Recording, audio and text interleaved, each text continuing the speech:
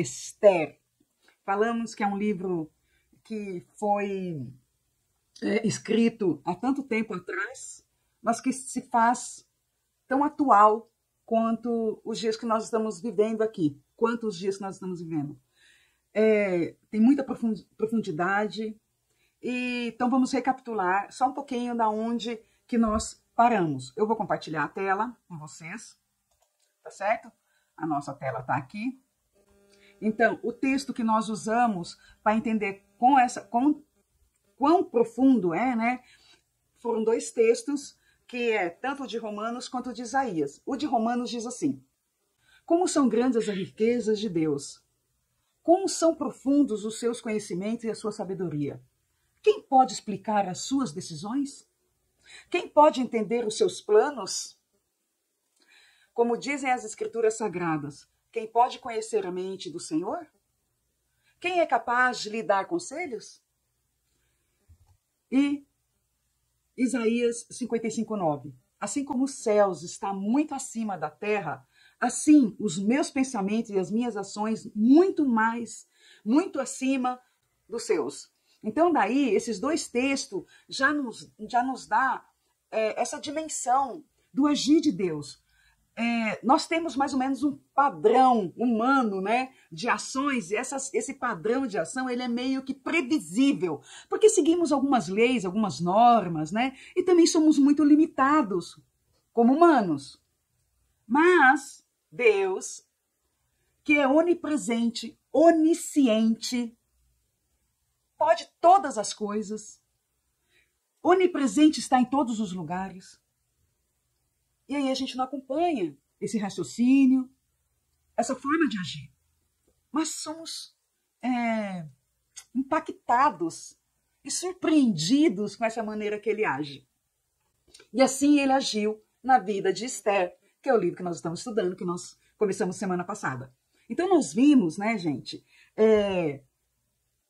um rei muito poderoso, um rei que tinha 27 províncias sob o seu comando, era o homem mais poderoso que existia, é o rei da Pérsia, que Xerxes, né?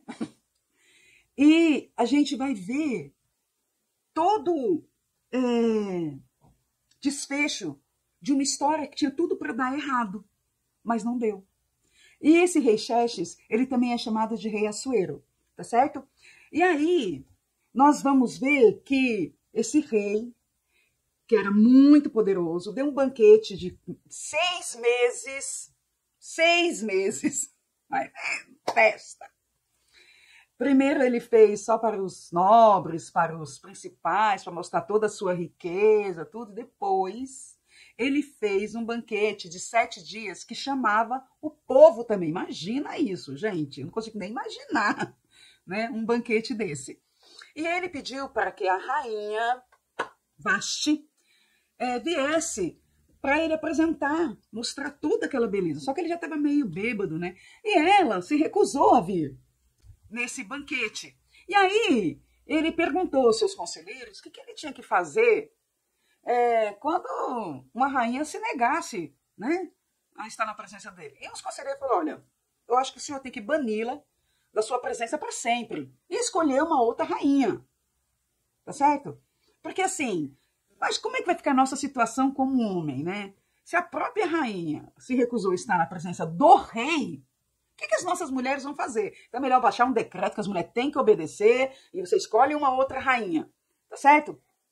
Então, baixou-se um decreto em toda a Pérsia, em todas as regiões, das 20 e tantas províncias, das 100 e tantas províncias, que as virgens delas se apresentassem para fazer parte do harém do rei Assuero ou Xerxes.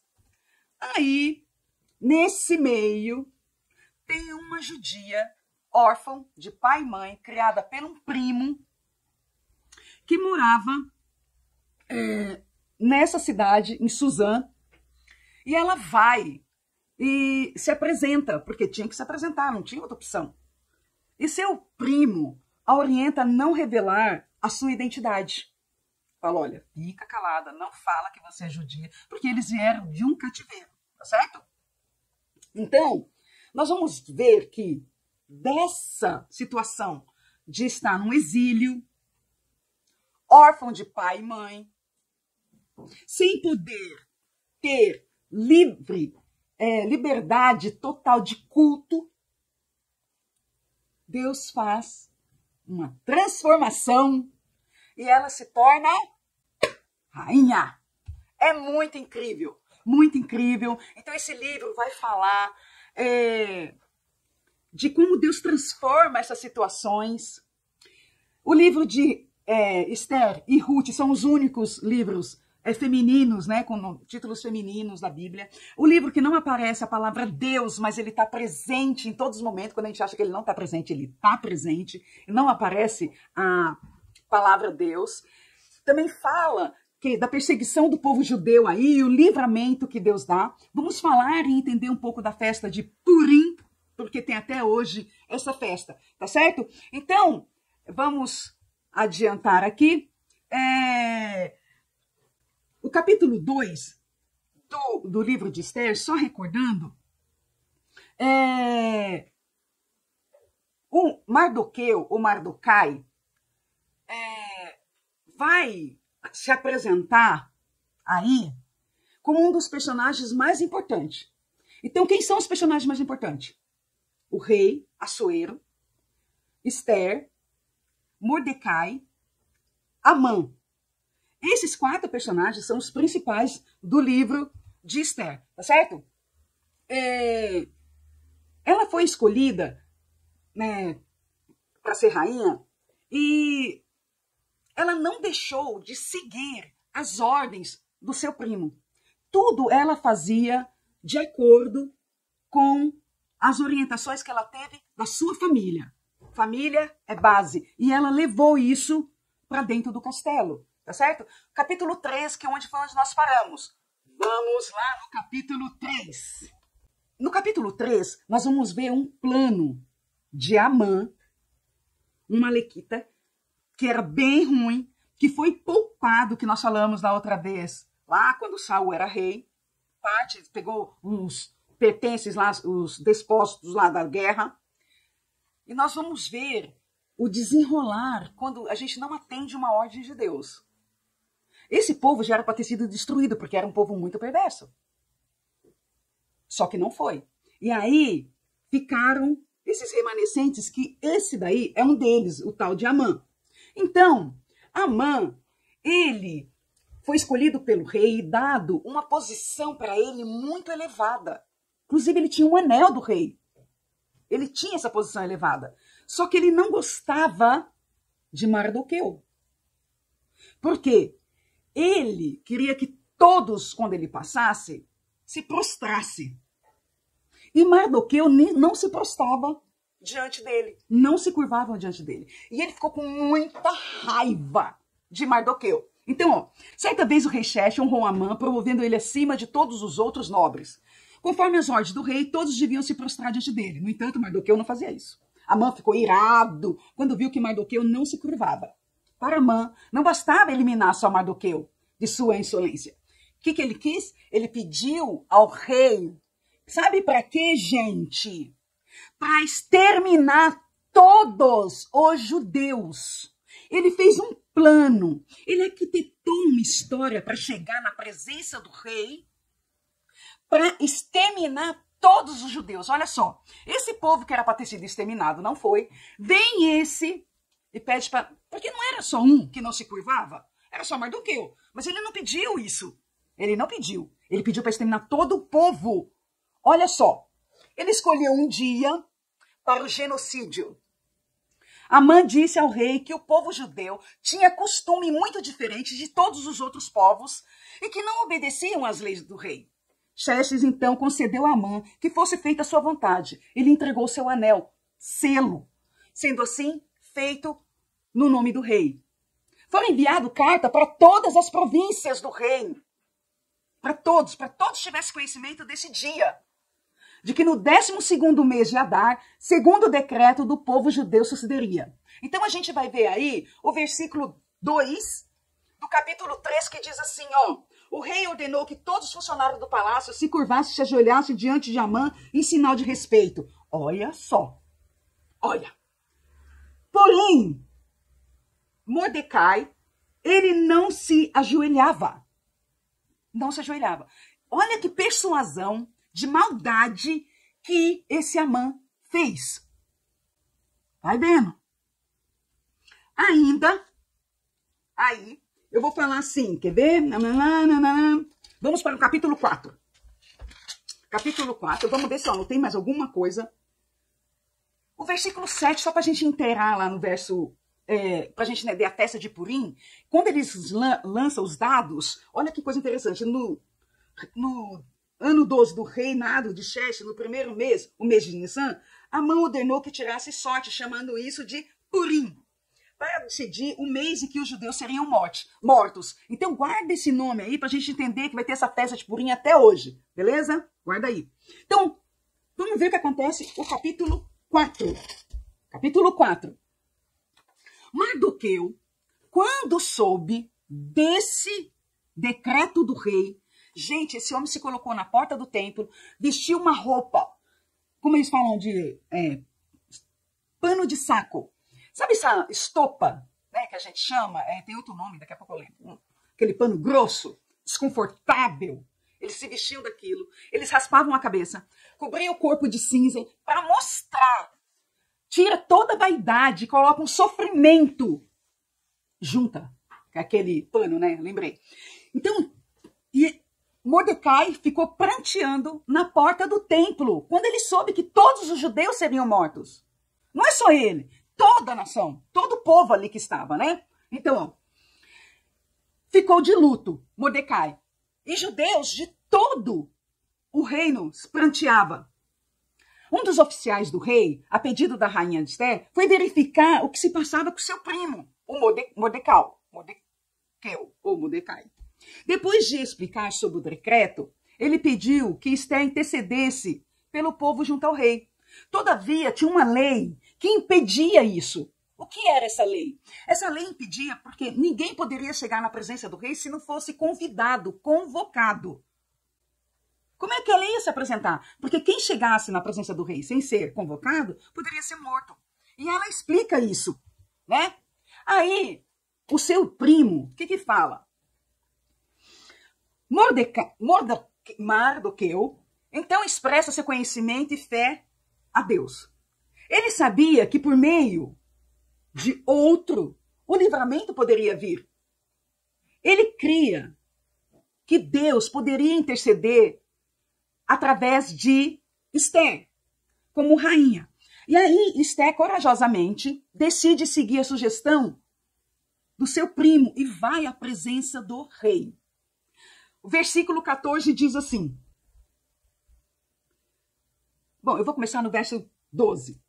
Quando recebeu a mensagem de Esther, Mordecai mandou o seguinte recado para ela. Não pense que, por morar no palácio, só você entre todos os deuses escapará da morte. Se você ficar calada numa situação como está, do céu virão socorro e ajuda para os judeus, e eles serão salvos, porém você morrerá, e toda a família do seu pai desaparecerá. Olha o recado que o primo dá para ela. Fala, olha, se você não tomar uma posição hoje, nós temos que tomar posição. Nós não somos de ficar em cima do muro. Não tem como ficar em cima do muro. Então, você, aí, Rainha Esther, que está aí no palácio, não pense que você está numa situação confortável, não. Porque você vai morrer. E toda a sua família. Deus lá do céu vai providenciar um socorro. Mas você pode morrer se você não tomar uma posição. Olha aí. Capítulo 5. Capítulo 5. Vamos ver o que vai acontecer. Capítulo 5. Peguei um versículo aqui. O Amã, por Mardoqueu não se curvar a ele, tenta um plano nada bom. Já tem o plano de exterminar todos os judeus, né? Mas ele quer colocar mais notoriedade, mais evidência para Mardoqueu, que não se curvava a ele. Olha só o desenrolar da história. A rainha Esther, disposta a salvar todo o povo, vai ao encontro do rei. Conta o plano de Amã. E se pôs diante do trono do rei e ela pede misericórdia quando entra no pátio, porque não podia entrar, ela poderia ser morta. Aí o rei estende o seu cedro, o seu bastão, e dá a ela permissão de falar. Mas essa mulher, naquele momento, poderia ter sido morta. Olha que coragem. Essa mulher tem essa coragem toda. Você sabe por quê, gente? Eu vou falar para vocês. Ela estava, a partir do momento que soube que havia esse plano para exterminar os judeus, eles entram em jejum e oração. E ela pede para que todo o povo judeu entre em oração e faça um jejum por 3 dias. Inclusive ela estaria fazendo. Ela já foi à presença do rei revestida da ação de Deus. Vamos lá para o verso. Deixa eu ver aqui. Verso 3:15 diz assim, ó. Esther enviou a Mordecai a seguinte resposta: vá e reúna todos os judeus que estiverem em Suzã. Todos vocês jejuem e orem por mim. Durante 3 dias não comam nem bebam nada, nem de dia nem de noite. Eu e as minhas empregadas também jejuaremos. Depois irei falar com o rei, mesmo sendo contra a lei. Então, o verso 3:15 vai dizer que ela entrou em jejum e oração. Pede para que o povo, só assim ela vai na presença do rei. E o rei a recebe e dá permissão para ela falar. Antes do pedido de Esther, o rei garantiu a ela, falou assim, tipo, minha rainha, o que você quer? E ele já oferece a ela a metade do seu reino. Me peça o que você quiser, te darei até a metade do meu reino. Olha só. Caso esse fosse o seu desejo. Mas ela somente pede para estar na presença do rei e ela fala que quer fazer um banquete para o rei. E seus convidados, inclusive, com Amã presente. Olha só. Ela pediu riqueza. Ela pediu proteção para a sua vida, que ela não morreria de forma nenhuma, que ela poderia ser salva, ou que ela quisesse ser uma mulher muito poderosa. Não, ela não pediu isso. Ela, sabiamente, oferece um banquete. Essa mulher tinha uma estratégia. Essa mulher estava agindo direcionada por Deus. Aí, atendido o pedido, ambos compareceram ao primeiro banquete, feito por Esther, onde ela, lá nesse banquete, ela faz um pedido. Ela fala sobre um segundo banquete. Sobre um segundo banquete, mas um banquete muito mais privado. Ela faz o seguinte pedido: eu quero que um segundo banquete seja para o rei, Amã e eu, rainha Esther. Vê como foi afunilando, foi estreitando o pedido de Esther. E o rei fala sim, que ele vai aceitar o seu pedido. No banquete privado entre o rei, Amã e ela, vai acontecer, gente, algo incrível. Altas revelações, cena dos próximos capítulos. Mas enquanto isso, no capítulo 6, enquanto não acontece o segundo banquete, olha o que acontece. O rei começa a ter dificuldade para dormir. Mais uma dificuldade para dormir. Aí ele pede para que seja lido o livro das crônicas. Um livro onde era registrado todos os grandes acontecimentos do rei. Vocês se lembram que na semana passada, Mardoqueu, houve uma conversa entre 2 guardas que tentam fazer um plano, que estão fazendo um plano para matar o rei. Aí, o primo da rainha conta para ela, Mardoqueu, e ela vai e conta para o rei. O rei faz uma investigação e comprova que realmente havia essa conspiração desses dois guardas para matá-lo. E quando ele desvenda todo essa trama, manda matar os dois guardas e manda registrar. Nesse dia, passado um tempo, ele, sem conseguir dormir, chama um funcionário e fala, olha, leia aí para mim essas anotações do reino e tal.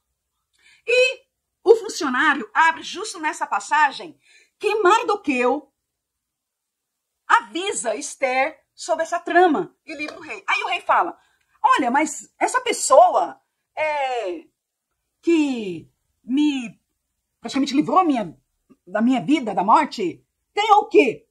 Que ele foi recompensado? Aí fala, não foi recompensado. Nada foi feito?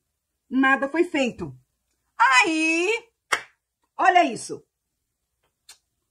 É muito legal.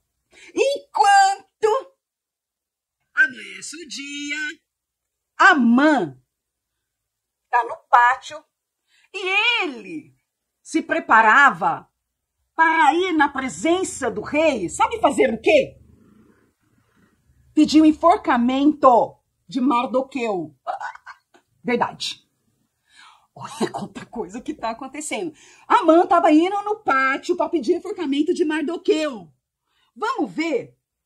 Olha, o capítulo, vamos ali. Olha só. Você sabe que Amã, desculpa, quando Mardoqueu nos curvou para ele chegou em casa e começou a falar a importância dele diante do funcionário, diante da mulher, tudo, né? E falou, esse tal de Mardoqueu que não se curva diante de mim, esse solene, tal. Olha que já tinha o decreto para matar todos os judeus, né? Aí a mulher com os amigos, olha o conselho que dá. 5,14. Esther 5,14. Aí a mulher dele e todos os amigos deram a seguinte sugestão. Mande fazer uma forca de 20 metros de altura. Alta, hein? 20 metros de altura. E mande enforcar Mardoqueu. Então você poderá ir feliz no banquete do rei. O segundo banquete. Não tem o segundo banquete? Aí ela fala, olha, faz uma forca bem alta, 20 metros. Por que isso? Visibilidade. Ele estaria enforcando Mardoqueu, que não se curvava diante dele. Antes do decreto do rei, porque já não tinha sido assinado o decreto para matar todos os judeus. Já não tinha o dia certo. Mardoqueu não era judeu. Ele sabia disso, mas ele quis abreviar. Aí a mulher fala, enforca ele, aí você vai no jantar muito mais feliz, no jantar privado, entre a rainha Esther, o rei e você. Faz isso. Acabou o nosso tempo.